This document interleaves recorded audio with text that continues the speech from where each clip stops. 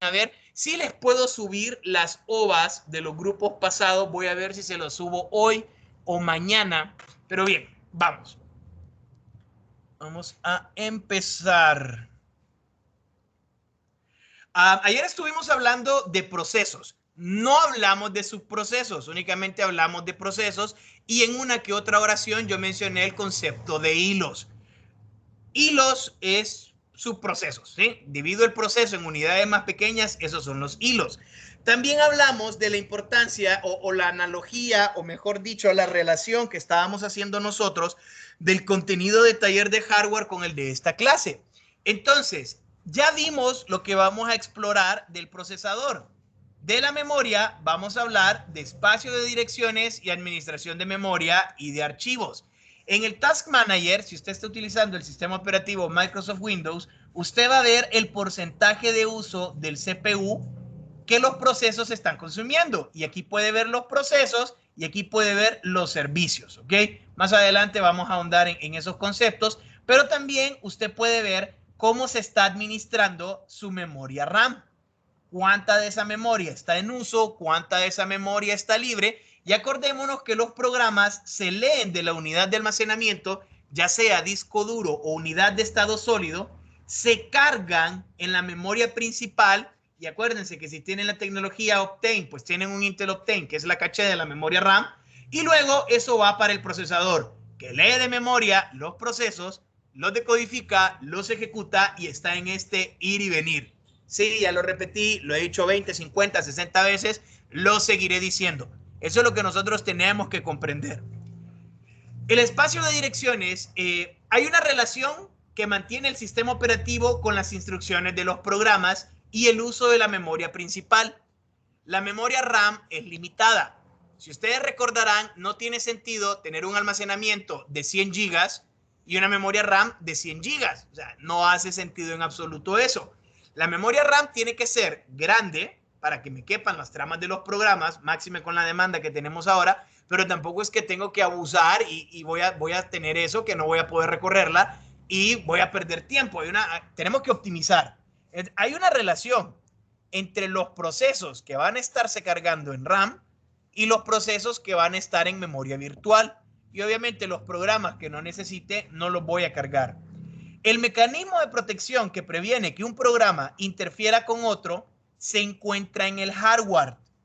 Hay un mecanismo de protección que me asegura que no va a haber interbloqueo, que un programa interfiera con otro, y lo vamos a estudiar en su debido momento. Pero quien lo controla es el sistema operativo. Y de nuevo llamo a la reflexión.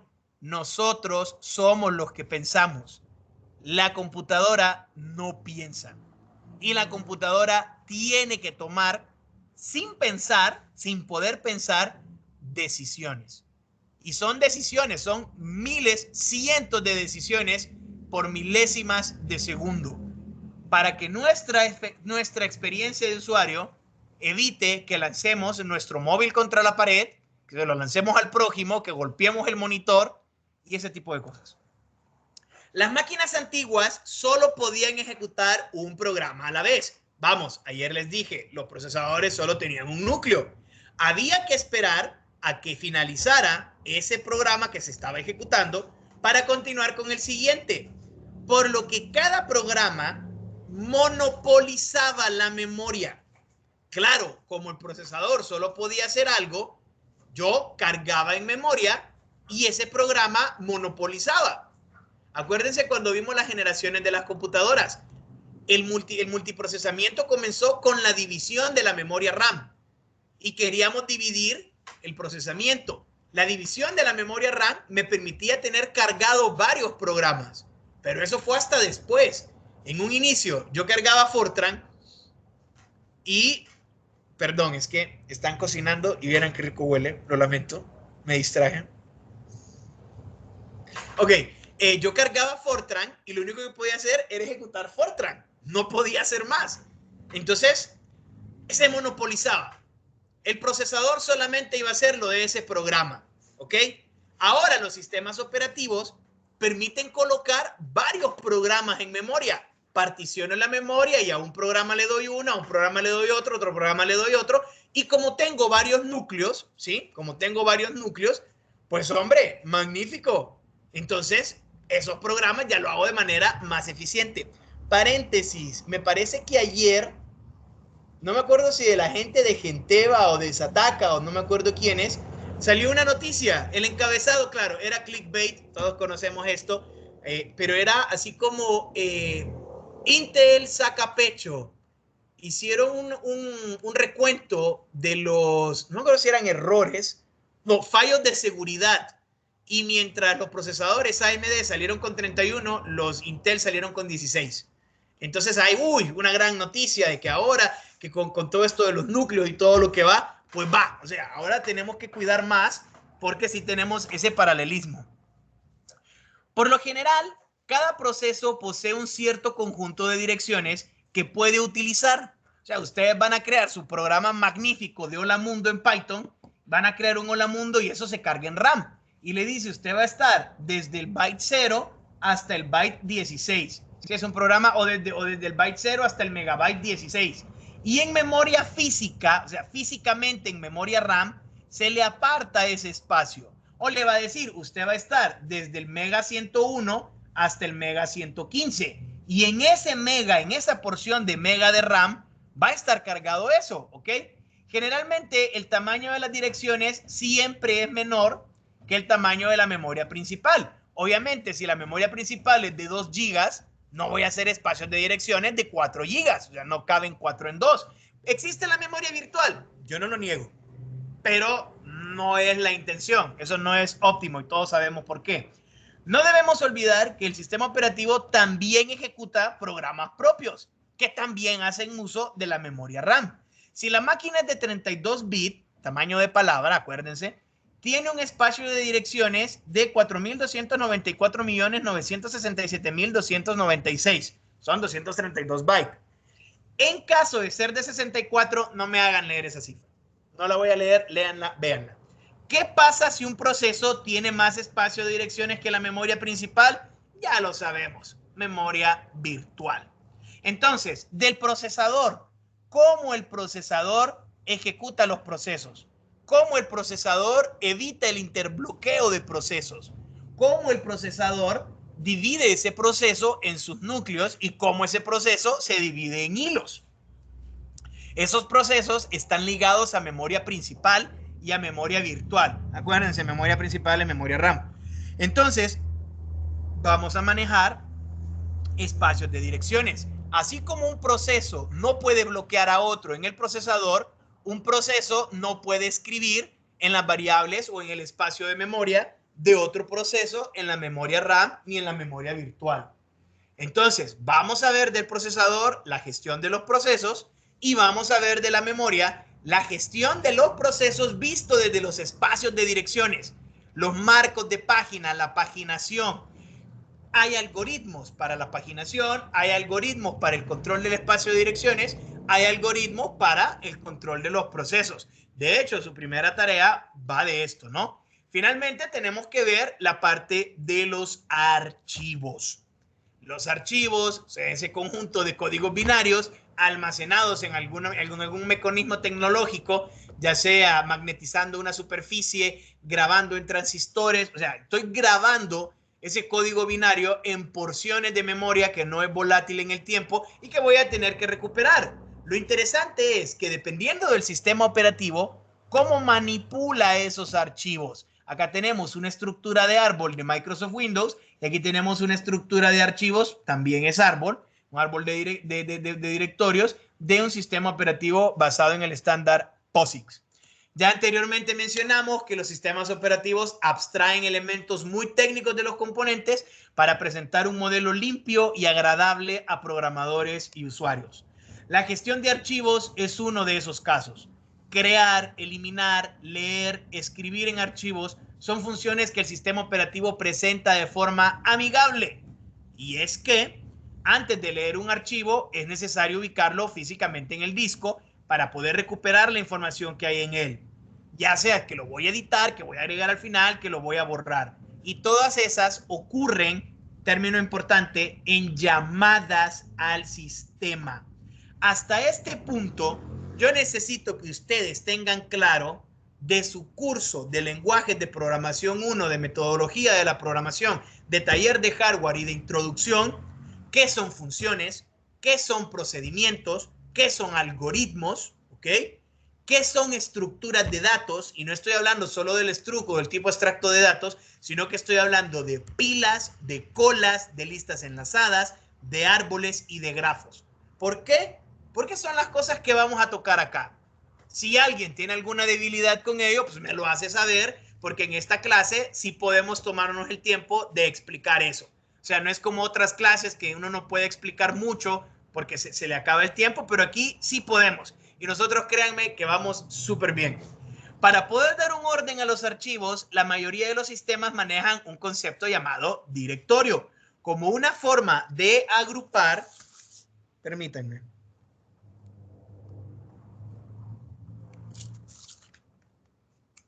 como una forma de agrupar esos archivos. Este directorio posee una raíz en común, lo que da paso a una jerarquía. Ahorita les voy a poner una figura, que ahí dice figura 2, que esta figura de lo que trata precisamente es de un ejemplo de cómo se estructura un sistema de directorio. Veamos, este es un sistema de archivos para un departamento universitario. Tenemos un directorio raíz, una carpeta. Adentro tengo dos carpetas, estudiantes y docentes. Dentro de estudiantes tengo una carpeta por cada uno de los estudiantes, por Robert, por Mati y por Leo. Y dentro de los docentes tengo una carpeta por cada uno de los docentes, el profesor Brown, el profesor Green, el profesor White. Cada profesor tiene adentro más carpetas donde están los cursos que da, los artículos, las concesiones, los comités, puedo poner también los permisos, las vacaciones, etcétera.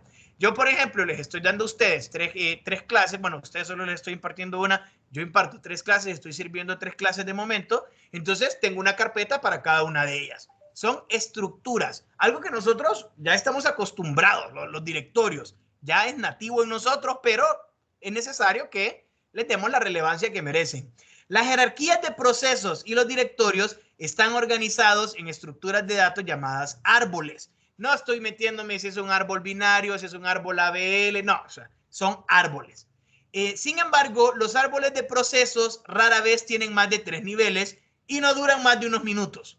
Los directorios pueden tener muchos niveles y durar décadas. Mientras la unidad no se dañe, ahí va a estar esa vaina escrita. Todavía en su carpeta de descargas está aquella tarea de su clase del colegio que descargó. Y ahí lo va a ver. Y usted no borra la carpeta de descarga. Yo no borro el contenido, no se preocupe. Pero ahí está. Si nadie lo toca, ahí va a estar. Además de esta diferencia, la protección y la propiedad también son diferentes. En los procesos, solo un proceso padre puede controlar o acceder a un proceso hijo, mientras que en los directorios no pasa así. Yo me voy para Microsoft Word y le doy a abrir y ya me muestra por llamada al sistema el asistente de apertura de directorios. Me voy para Microsoft Paint y le doy a abrir. Me voy para Shotcut, me voy para Kdenlive, me voy para LibreOffice en Spreadsheet y puedo darle a abrir. Va a ser una llamada al sistema. El control de los árboles de los directorios no es exclusivo de los padres que hacen los llamados, pero todo lo que tenga que ver con el árbol y la protección de los procesos, eso sí se respeta. Para poder especificar cada archivo dentro de la jerarquía, hay 2 maneras. Un nombre de ruta, que eso ustedes lo conocen, y el nombre completo, o sea, el nombre con el nombre corto y el nombre largo, y ese es el nombre de ruta que comienza con el directorio raíz, luego la denominación del archivo, un punto y la extensión. Lo vamos a ver de manera detenida allá. Los sistemas operativos generalmente utilizan barras diagonales para separar los componentes. C2 puntos pleca, punto contra pleca.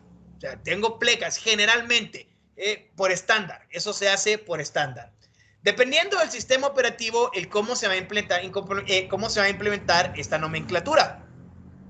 Windows hace uso de nombre de la unidad, 2 puntos contra pleca, por ejemplo, C2 puntos contra pleca. Mientras que en Unix es con pleca. Y aquí tenemos un claro ejemplo. Esta es mi estructura de árbol, vista como árbol, y aquí está un comando dir dentro de C2 puntos, y aquí puedo ver. ¿Podría utilizar el comando tree? Sí, sí podría. Vamos, ¿por qué no? O sea, estamos aquí, lo podemos ver. Ustedes abren su Windows PowerShell, abren Windows PowerShell, cd punto punto, cd punto punto, le doy tree y me muestra mi archivo. Y ahí está mi árbol de directorio. Esto que están viendo a la izquierda, están viéndolo dentro de mi ventana PowerShell. ¿Cuál es la diferencia entre el PowerShell y el CMD? Yo ya se las mencioné, que en el CMD yo solo puedo correr comandos de Windows, mientras que en el PowerShell puedo correr comandos de Linux. Y ahí se va. Y vamos, no voy a dejar esto ahí. Son dos maneras de verlo. Y acá lo tengo también corriendo en Ubuntu, ¿sí? Este es un ejemplo en Ubuntu y ahí lo pueden ver. Que aquí estoy utilizando la contrapleca y no hay una letra de raíz, mientras que aquí forzosamente tiene que haber una letra. Perdón, contrapleca y pleca. Los procesos tienen un directorio de trabajo actual asignado para orientarse en el árbol, y para cambiar de directorio hago llamadas al sistema. Antes de escribir o leer en un archivo, compruebo los permisos. Acuérdense que los procesos tienen permisos de usuario, permisos de grupo, tienen un ID por el usuario, tienen un ID por el grupo, y también tengo que saber si lo está ejecutando un usuario que puede correr en modo kernel. Si no tiene los permisos, no lo va a poder hacer. Si el usuario tiene el permiso, se devuelve un descriptor para hacer las operaciones siguientes. Si no lo tiene, se manda un error y entra entonces el manejo de excepciones. Las unidades de almacenamiento y los dispositivos ópticos en un inicio no son accesibles por el sistema operativo. Luego de que yo monto Plug and Play, yo lo conecto, luego el sistema operativo se comunica con ese hardware y le dice, bueno, ¿y vos quién sos? Ah, yo soy una pendrive. Ah, ok, enséñame tu árbol, enséñame tu directorio, y ya se lo muestro al usuario. Pero mientras yo no lo conecte, no está montado. Y si yo le doy desmontar, pues no voy a poder ver el archivo. En sistemas operativos como Windows, usted va a mi PC y usted tiene su disco, y cada vez que conecta algo le va creando un árbol nuevo. En sistemas operativos como Unix y Linux hay una carpeta donde usted monta esos elementos. En sistemas Unix poseemos algunos conceptos especiales relativos a los directorios. Está el archivo especial, usado para que los dispositivos de entrada y salida se vean como archivos, y están los de bloque y los de carácter.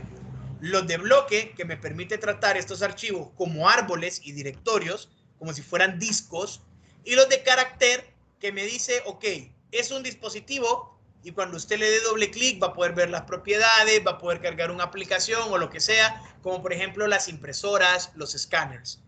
Canal. Hay un pseudoarchivo que se utiliza para conectar dos procesos. Es un pipe, es una tubería, y esa obviamente también la veremos más adelante. De nuevo, toda esta información está tanto dentro del libro de Tannenbaum como del libro de Sistemas Operativos Modernos de Stalin, ambos de la editorial Pearson. Yo me puedo quedar acá, la verdad, o puedo seguir. Me puedo quedar acá o puedo seguir. Son 2 slides, tenemos tiempo todavía, no nos vamos a tardar mucho, entonces sigamos. Ya en el ejemplo anterior, para poder ver la estructura de un directorio, les he mostrado a ustedes un comando, el comando tree. Ese comando, de en sí la palabra comando, ya tienen que saber ustedes a qué me refiero, y ya tienen que saber que es una terminal, una ventana de comandos, un CMD, un shell, un PowerShell. Yo lo ejecuté para poder hacer una llamada al sistema. El sistema operativo es el código que lleva a cabo llamadas al sistema. Editores, compiladores, ensambladores, enlazadores e intérpretes de comando no forman parte del sistema operativo, aun cuando son importantes y útiles. ¿Ok? Hey, está diciendo que el PowerShell no es parte del sistema operativo. Cuando veamos los tipos de sistemas operativos y las estructuras, vamos a darnos cuenta que es un proceso que lo mando a llamar y está ahí. En Windows, en Microsoft Windows, como todo está embebido en una sola cosa, es más difícil de ver. En Linux es más fácil. En Linux sí se puede ver. Yo cargo una terminal, esa terminal es completamente independiente a la otra. Acuérdense que eso fue creado para dividir el procesador. Entonces, aquí tenemos un ejemplo de un shell, ¿sí? Aquí tenemos cómo se muestra el prompt en un shell, dos puntos, virguliña, signo de dólar, ls, que para listar, y aquí lo estoy viendo, ¿no? Magnífico. Ese es un shell, el PowerShell ya lo vimos, y el command de Windows ya lo vimos. En Unix existe un intérprete de comandos llamado shell, el cual es la interfaz principal entre el usuario y el sistema operativo, a menos que se esté usando una interfaz gráfico. Yo les mencioné cuando estábamos viendo las generaciones de las computadoras y los sistemas operativos que en un inicio Windows no era gráfico. No, pero Windows 3.1 sí. No. El primer sistema operativo gráfico de Microsoft fue Windows 95. Me cargaba una terminal, me cargaba un DOS y encima del DOS ejecutaba una interfaz gráfica.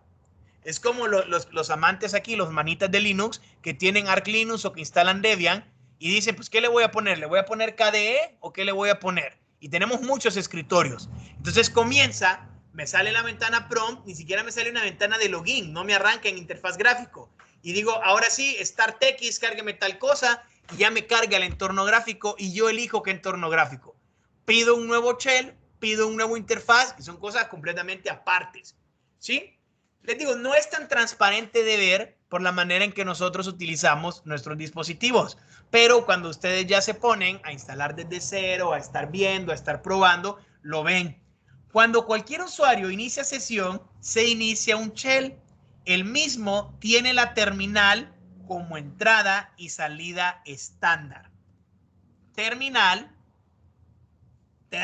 esta es una terminal como entrada y salida estándar. ¿Por qué entrada? Porque para ingresar información, aunque hago el teclado, tiene que ser a través de la shell. ¿Y cómo salida? Porque lo que yo haga acá, vean, en este caso LC, perdón, LC no me lo va a detectar. Tengo que venir para acá, ls, aquí está ls y ahí está. ls es un comando de Linux. Entonces aquí es dir, yo aquí le doy un dir y ya me muestra el directorio, ¿ok? Entrada y salida dentro del mismo terminal.